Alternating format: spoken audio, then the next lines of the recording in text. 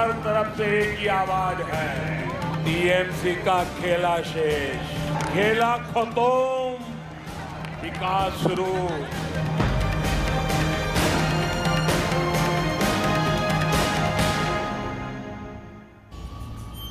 So which one will it be, viewers? Khela Hobe or Khela Shesh? It's a clash like never before of two very, very relentless, dogged, charismatic political campaigners. Lots and lots of patience and lots of stamina.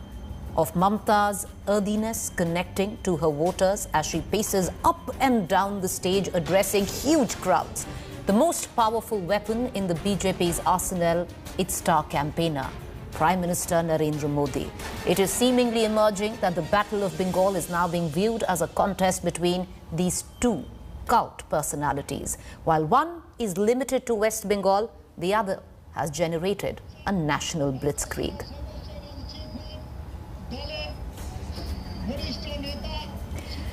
Meanwhile, addressing his first mega rally in Kolkata since the West Bengal Assembly elections schedule was announced, Prime Minister Modi on Sunday gave a spin to Chief Minister Mamata Banerjee's poll slogan, Khela Hobe. Let's play or let the game begin. Listen in. अब ये नहीं चलेगा, अब ये खेल नहीं चलेगा। आप मुझे बताइए साथियों, ये खेल बंद होना चाहिए कि नहीं होना चाहिए? ये खेल बंद होना चाहिए कि नहीं होना चाहिए? ये खेल खत्म होना चाहिए कि नहीं होना चाहिए? ये खेल खत्म होना चाहिए कि नहीं होना चाहिए? दीदी, ये आवाज सुनिए, ये शंखनाद सुनिए। अब हर तरफ से एक ही आवाज है, टीएमसी का खेला शेष, टीएमसी का खेला शेष, खेला खत्म, विकास शुरू।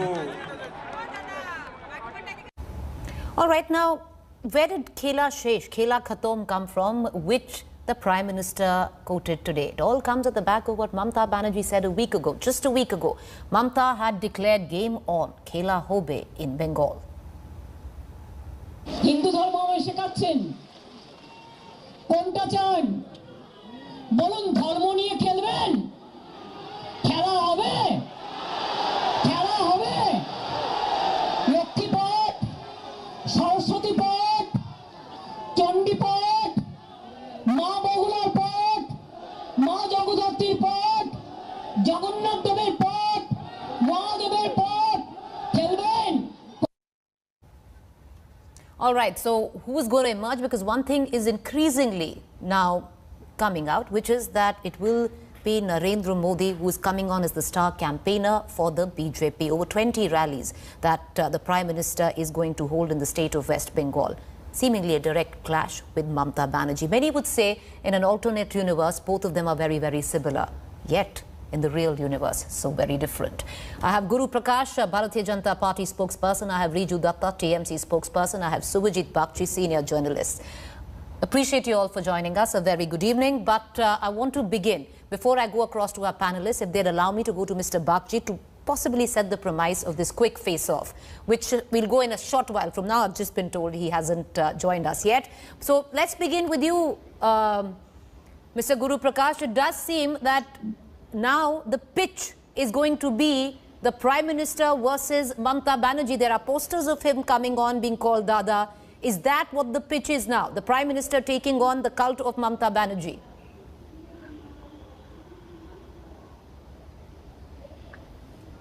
Preeti, I would leave that interpretation for you and other media commentators to do.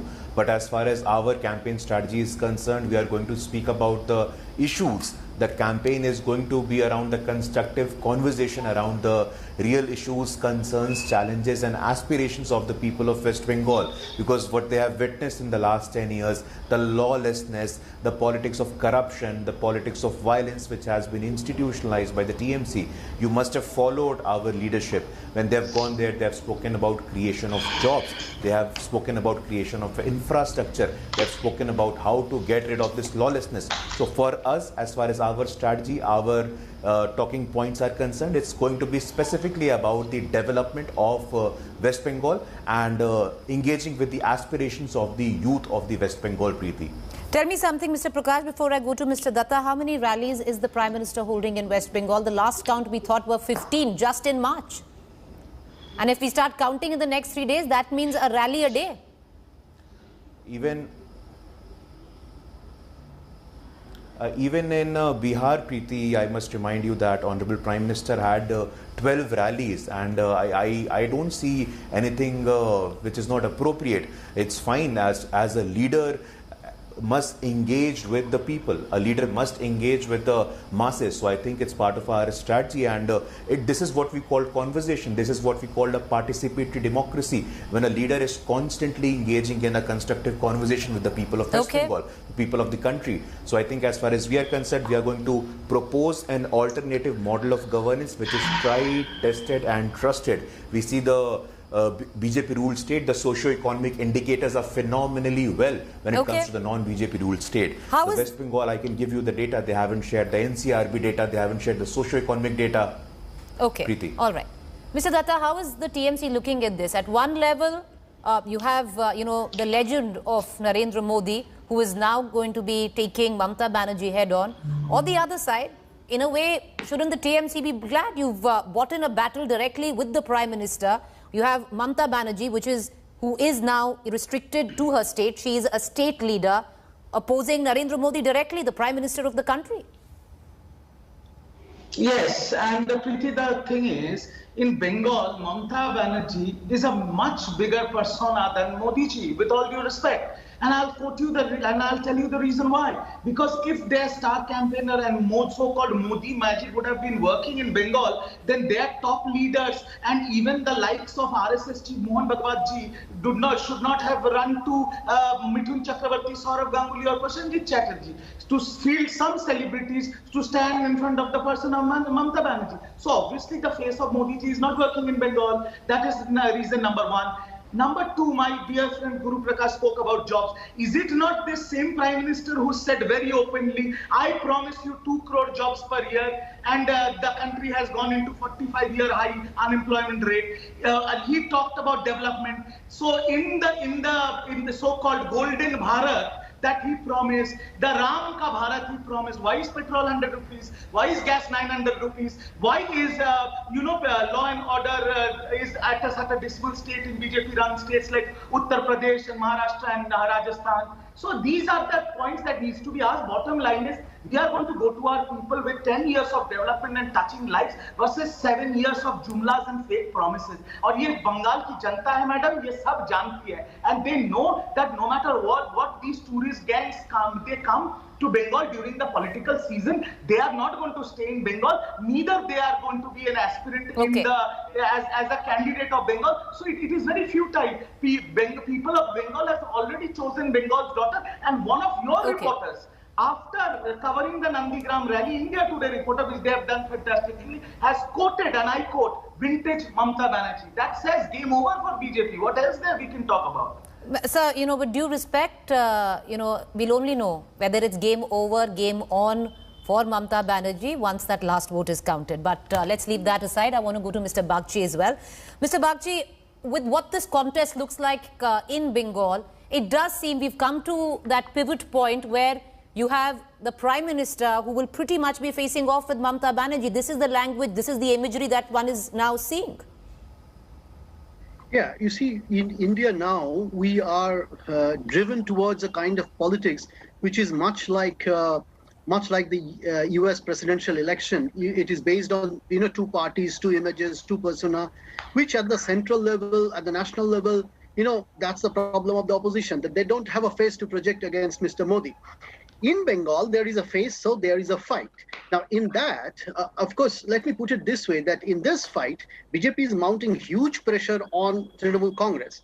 Now, a debate which is going on actually inside the state BJP and state RSS, and RSS in general nationally also, that is, if Mamata Banerjee is defeated, she still will be in politics, in the sense, Mr. Modi will also be in politics. I'm saying that, she will be defeated, But what will happen that in a scenario when BJP is ruling the state, BJP for its own sake will have to keep Ms. Banerjee in the politically alive, because they need to divide the anti-BJP vote in case she is defeated.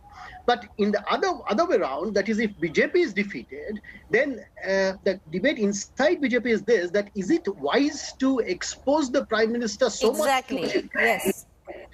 So much to a chief minister, because the moment if he is defeated and BJP is defeated, and this is quite a photo finish at this stage, if he is defeated, then that will launch Mamata Banerjee as a national leader immediately, because we cannot see coverage of Tamil Nadu, Kerala, Assam at all in national television.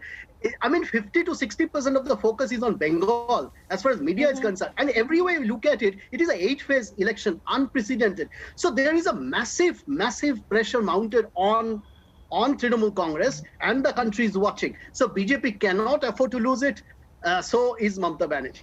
So it's an interesting fight from I want to take that question to Mr. Guru Prakash. Mr. Guru Prakash, as much, at a level that, what we were talking to Mr. Riju Datta, is the Prime Minister taking on the cult of Mamata Banerjee, or the persona, the legend of the Prime Minister, especially where his electoral, wins are concerned. On the other hand, because right now what looks like is a close contest. It seems at least that it will be a tight finish.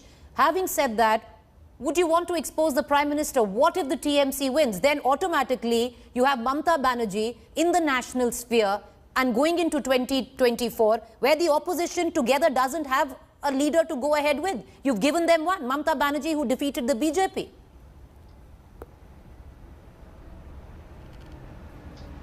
Preeti, I think that is entirely speculative in nature, but let me also tell you that the people of India at large and the people of West Bengal, I'm sure they can distinguish between a state election and a central election, and politics necessarily doesn't exist in binaries. So we are discounting the IQ, the general IQ, and the awareness and the consciousness of the general voter here. They are very well aware of this fact that it's a state election. The local issues are going to dominate. It's not a 1 versus 2 election. It's not a versus B election. It is going to be a decentralized election. So I am failing to understand why are we not talking about the real issues.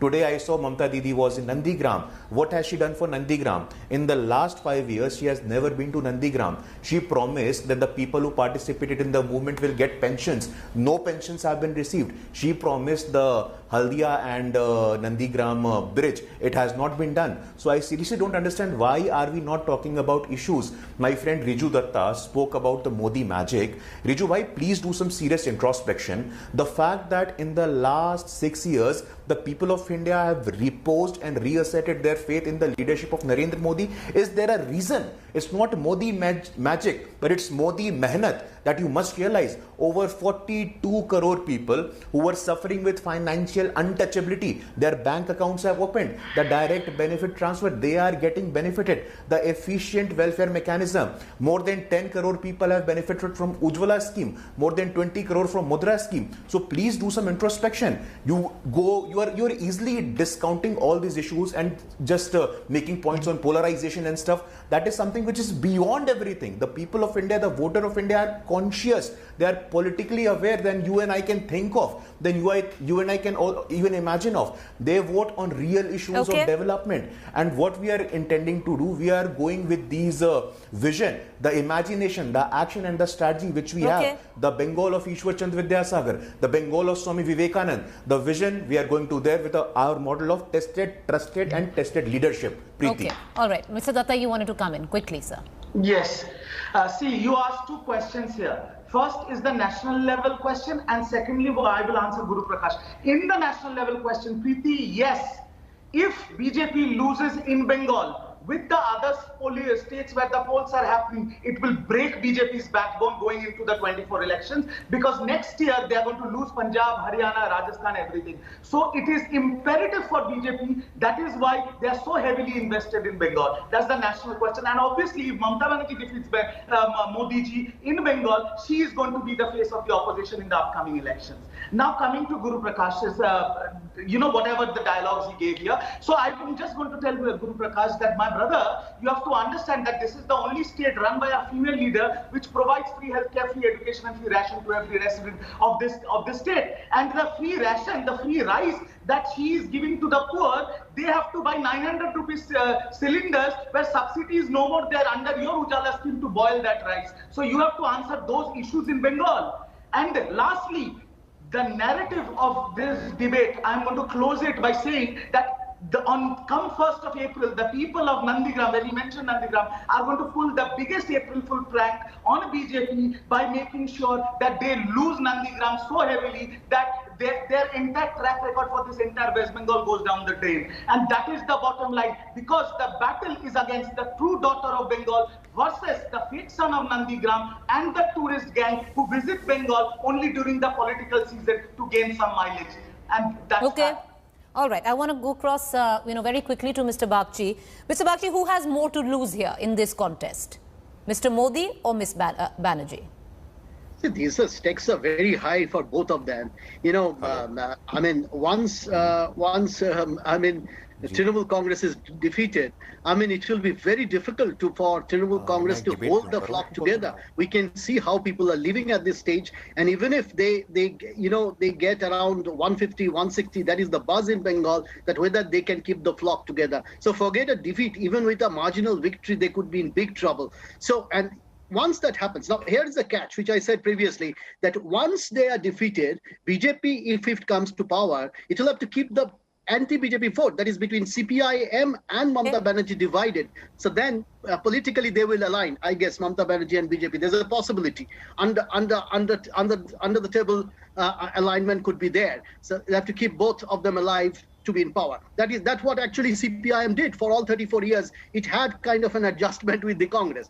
So on the other hand, for Mr. Modi, of course, he goes into this election with a situation, 4 big states going into elections, out of which Tamil Nadu and Kerala is already out. So it is 2-0 against the BJP at this stage. So they have to win these 2 elections, Assam and Bengal, to make it 2-each, So for that, that's why they are going whole hog, all out. They know what the situation is like. And in another 10 months' time, you're going to, I think, 6 or 7 states, including UP, next year's elections. So the stakes are high as well for the Well, where West Bengal is concerned, I think one thing is rather clear: the stakes are high, but the political returns of this would even be higher.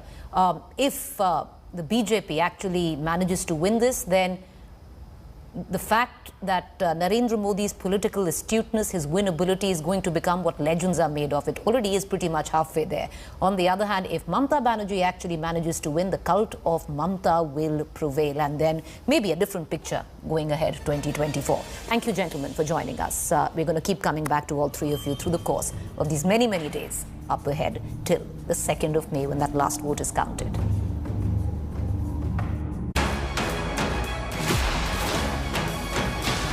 Hi everyone, Preeti Chaudhary here. Hope you like this video. For latest news and analysis, like and subscribe to the India Today YouTube channel. And don't forget to press the bell icon to stay updated. Thank you for watching.